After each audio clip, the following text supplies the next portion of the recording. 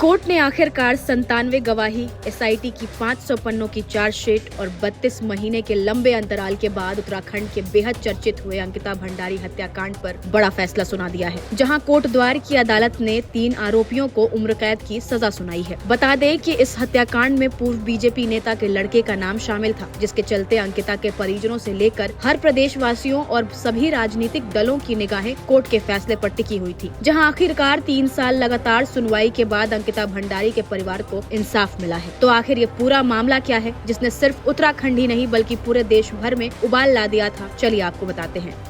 सितंबर 2022 में ऋषिकेश के पास स्थित वंतारा रिजॉर्ट में काम करने वाली 19 वर्षीय रिसेप्शनिस्ट अंकिता भंडारी की हत्या का मामला सामने आया था। आरोप है कि बीजेपी नेता विनोद आर्य के बेटे और रिजॉर्ट संचालक पुलकित आर्य ने अपने 2 कर्मचारियों अंकित गुप्ता और सौरभ भास्कर के साथ मिलकर अंकिता को शीला नहर में धक्का देकर मार डाला था। शुरुआती जाँच के मुताबिक अंकिता ने एक VIP मेहमान को एक्स्ट्रा सर्विस देने से इनकार कर दिया था, जिससे उपज विवाद के बाद उसकी हत्या कर दी गयी। फिलहाल तीनों आरोपी जेल में बंद थे, जहां अब कोर्ट ने तीनों को उम्र कैद की सजा सुनाई है। अंकिता भंडारी हत्याकांड में एसआईटी की चार्जशीट, सबूतों और गवाहों के बयानों के आधार पर एडीजे रीना नेगी की अदालत ने पूर्व बीजेपी नेता के बेटे और इस केस के मुख्य आरोपी पुलकित आर्य पर भारतीय दंड संहिता की धारा 302 यानी हत्या, 201 सबूत मिटाने, 354A छेड़छाड़ और लज्जा भंग करने और अनैतिक देह व्यापार निवारण अधिनियम के तहत आरोप तय किए गए थे। वहीं अन्य 2 आरोपियों सौरभ भास्कर और अंकित गुप्ता पर धारा 302, 201 और अनैतिक देह व्यापार अधिनियम के तहत केस दर्ज था, जहां कोर्ट ने तीनों के खिलाफ लगाए गए सभी आरोपों को सही माना और हत्याकांड का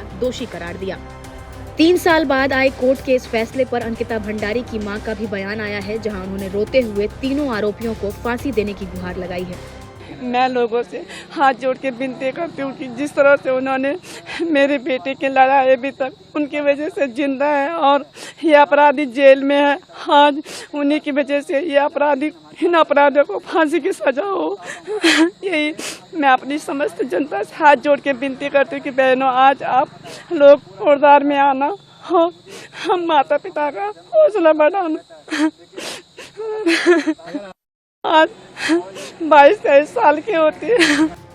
आखिरी में बताते चलें कि अंकिता भंडारी की मौत का मुद्दा बड़ा होने के बाद बीजेपी ने पार्टी नेता विनोद आर्य को निष्कासित कर दिया था। वहीं प्रदेश की धामी सरकार ने अंकिता के परिवार को 25 लाख की आर्थिक मदद, भाई और उसके पिता को सरकारी नौकरी दी और सुरक्षा कारणों के चलते अंकिता के परिजनों की मांग पर 3 बार सरकारी वकील बदले गए।